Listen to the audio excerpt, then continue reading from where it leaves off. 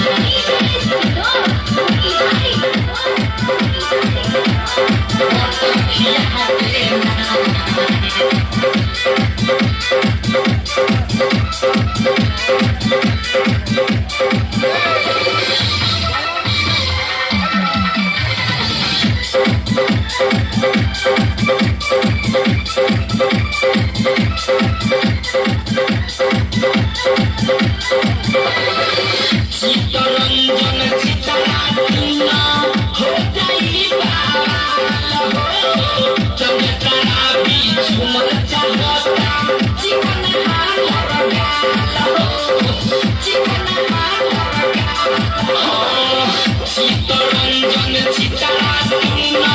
हो जाई काल हो डीजे विनोद झूमर चाहता जीवन हमर गाल हो बसखिया के नाई छवरा बसखिया के ना हो बसखिया के नाई छवरा बसखिया के ना कहेला चलो घुमा दी दो पतरई छाना बसखिया के ना उठावे लगा के हमारा पतरई छाना बसखिया के ना बसखिया के नाई छाना बसखिया के ना उठावे लगा के हमारा पतरई छाना बसखिया के ना उठावे लगा के हमारा पतरई छाना बसखिया के ना।